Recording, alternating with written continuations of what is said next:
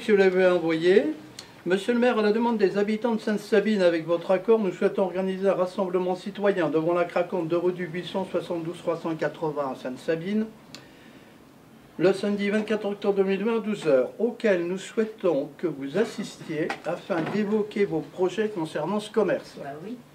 Souhaitant bonne réception, nous vous prions de croire, monsieur le maire, nos meilleurs sentiments. Veuillez nous retourner l'acte 6 juin, acte que j'ai été obligé d'avoir pour la préfecture. Donc j'ai rempli tout. Malheureusement, sa réponse est au dos, que j'ai reçue uniquement hier. Je signais Jacques Gravaillat, maire de Sainte-Sabine, donne un avis défavorable à cette manifestation car cause Covid. Voilà. Est-ce que c'est lui qui a écrit? Sans le tampon, il n'y a même pas de tampon. Il n'y a pas de tampon, moi je ne connais pas cette signature. Voilà. Voilà, je sais J'ai pas. dit, c'est pas valable. Non, je veux ça, on peut aller dans la route. Non, non, il faut le tampon. S'il n'y a pas de tampon, c'est pas valable. On peut aller dans la route. C'est pas valable. Ah non, c'est pas valable. Voilà. Il faut le tampon de la commune. Il y a de tampon nulle part. Si on pouvait faire Ah non, la il n'y a pas de poignée. il n'y a pas de tampon, c'est pas valable. Alors, pourquoi je me bats? Pourquoi je me bats? Ben, bien sûr, je me bats pour vous, parce que je vois très mal votre petit village qui est devenu le mien par la force des choses, rester sans commerce, sans dépôt de pain, sans une dame, sans... Tout à fait, tout à fait. sans... Ouais. Voilà, il y a tellement de personnes âgées. Je vais recommencer à chialer, ça me prend tellement de tripes que... Oui, bah oui, Eh bah ben, oui, c'est- on eh ben, comprend, très on sensible. comprend, on comprend. Ça fait qu'on veut te garder encore plus. Oui, bah oui, voilà, voilà. Ouais.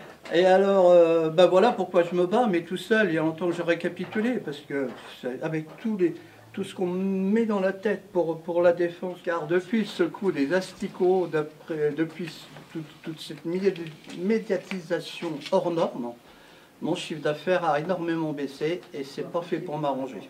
Mais c'est qui vous a Là, fait ça? le maire avait dit qu'il mettrait la photo des asticots en vitrine. Voilà. Bon, on attend toujours. On attend toujours, voilà. C'est qui a pris la photo de sa fille? Alors, Ah, là, ça, ils n'ont pas voulu nous le dire. Hein. Voilà. Mais ça se trouve, ça peut être lui qui a pris la photo.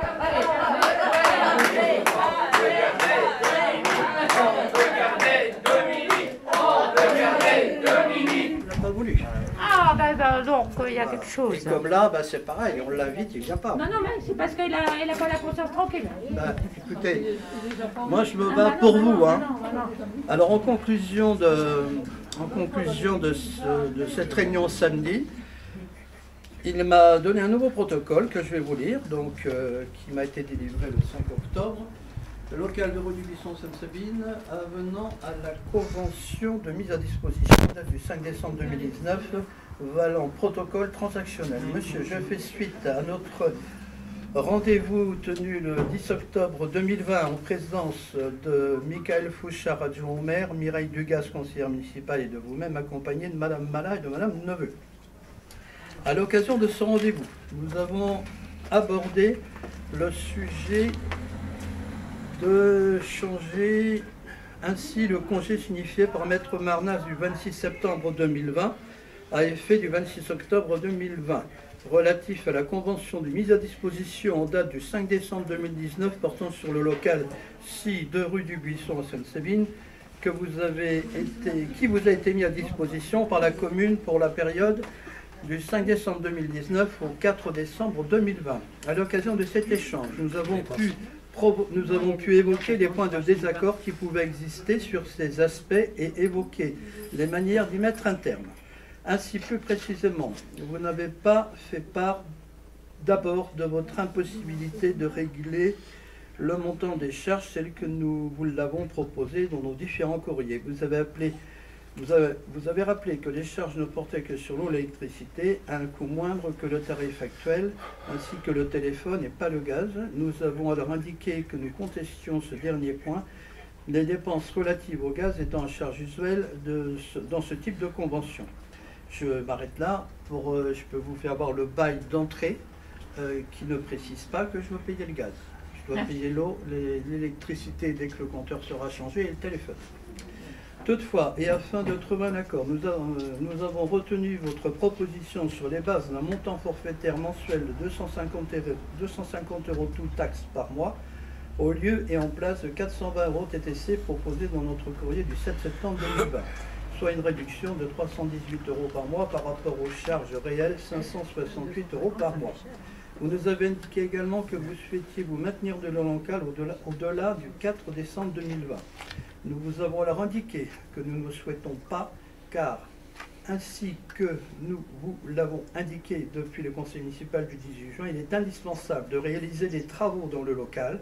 Ces travaux ne pouvant être réalisés en site occupé. Ces travaux sont nécessaires pour rationaliser le local et réduire les dépenses électriques. De plus, ce maintien ne correspond pas à l'intention des parties lors des signatures de la convention du 5 décembre 2019.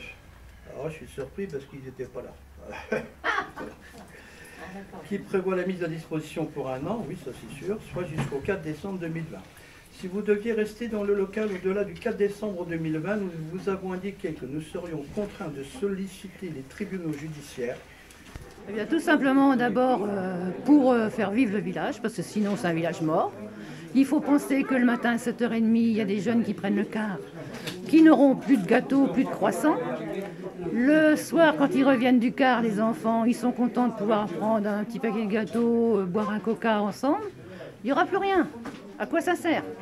Et puis de toute façon, les logements, comme il dit, moi je vois pas l'intérêt.